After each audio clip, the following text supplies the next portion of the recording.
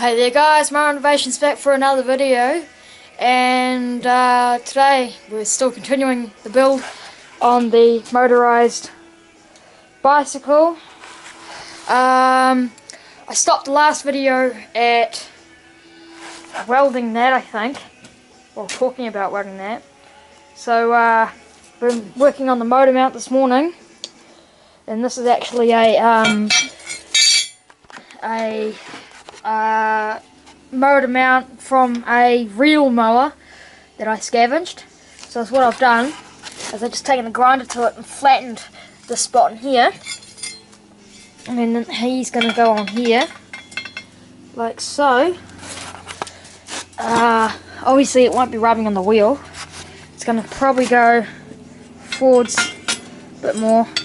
Pretty sure I'm going to have it mounted like that underneath these struts. Maybe I might even go between them. I don't know. I have to find out. Find a strong way, because at the moment the whole bike frame is not very strong at all. I mean, there's so much flex in it. Look at that. That's terrible. So I need to make it strong to eliminate that as much as I can. Also need to do a few more fixes every in a few places. Here, for example, I'm going to get a plate of steel and clean this area up and put a plate of steel across this gap just to keep it sealed. Not sure if I want to grind the welds down. I mean, it's not a terrible weld, just haven't taken much of the slag off. It's still, a lot of it's still there. But yeah, so we're slowly making progress. I need to go to the lawnmower shop tonight and get the chains, and I'll be able to work on the drivetrain tomorrow. Yeah, so I will figure out what I'm going to do, and I'll get back to you, I guess. So yeah. Oh, well, hey there guys. Just welding in the motor mount with the Mini MIG 100. Harbour Freight welder, if you will. Pretty similar to one. So I've got just over here tacked and here tacked. Apparently my cutting skills are off. I cut this wrong, so I need to get some spaces and such just to fill that gap, but that's nothing too bad to worry about. I'm honestly not surprised. My accuracy is something to be desired. I've been looking at drive like the final drive and stuff. Dead fire extinguisher's right there. I was thinking about using the front sprocket that the pedals attached to. This is the same drive that my go-kart has. They've just used the big sprocket. Is what they did, is they just welded it straight to the axle. So I'm going to see if I can create probably some sort of hub to go in here that will be welded to the wheel.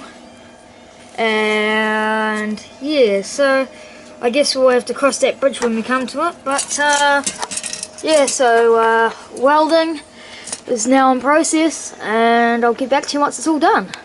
Well, hey there guys, got the welds done. Haven't cleaned them up, they're pretty shitty, but they'll hold. So let's go and take it up the hill and ride it down and see what it's like without an engine, just for starters.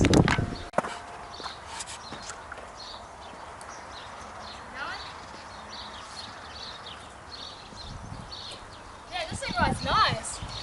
No brakes.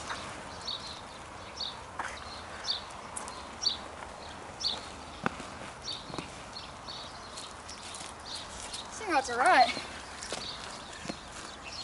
See some problems though. I have to keep my feet right to the outside of both these pegs, otherwise it would just like annihilate my foot. That'd probably hurt. But yeah, freaking thing works. So let's get to mounting the engine. Alrighty guys, we're going to try and wrestle this bloody motor in there now. It's going to be interesting. See if she actually fits.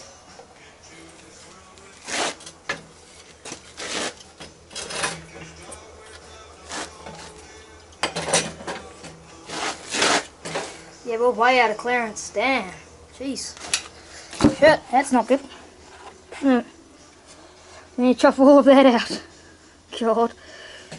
This bike is just not really working out usually well. Take the air filter off. Just the air filter. Since she goes in there, it's a lot closer. But yeah, we're definitely still going to have to chop off quite a bit. No. Well, I was hoping I wouldn't have to, but... Oh wait, hang on a second. Hang on, it'd help if I put the motor in the right way, wouldn't it? You know what I'm saying?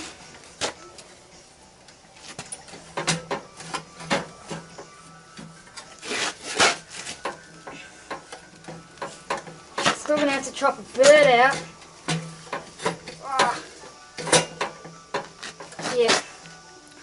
Got a bit up here, just where the top of that fuel tank, just in here. I need to chop off. Not too bad, considering this is a bit of a crappy job, in my opinion at least. So, yeah. I'll get the grinder out and I'll chop that off. Hi guys, back here again. Still trying to install the motor, I suppose. Still sitting down there, trying to get it in there, but doesn't look like we're going to be able to. Having a bit of problem, getting some problems at the moment. This mostly. Now this I have to cut out to fit the fuel tank in. And some of you guys are probably going to comment in the comment section, oh, why don't you just put a different tank on there? Yeah, well I would, but I don't really have another one to put on there. And I really want to have the original one on there because it looks cool. So, is what I'm going to do, is I'm just going to work around that, since I can. And is what I'm going to do, is I'm going to take some square stock. I think it's like 1 inch or something, 25 mil, I don't know, I never measured it. Is what I'm going to do is I'm just going to weld it in there like that. I'll chop this black bar out there, and I'll weld this in here. And I'll chop it off just below that area there. And I'll chop it off about just below there, about here, at any sort of angle that I can. That's what I'll do, is I'll take another piece up on an angle back up to here and hopefully avoid that whole piece, and so that I don't have to chop out the frame anymore, because it's getting pretty bad and there's not much structural integrity left because I'm beyond halfway. So yeah, it was a bit of a fail, I suppose, but it's all of a learning curve, I suppose. I mean, first time I've ever built a custom bike of any kind. So, yeah, so I'll go ahead and I'll do that, and I'll get back to you once I've done it. Oh, hey there, guys. We're not going to do the way that I said in the last segment of this video, which was just have the bar coming up from down there and just going up, and then going off on an angle from, you know, the fuel, just below the fuel tank, up diagonally up to here somewhere. So my dad came up with an idea.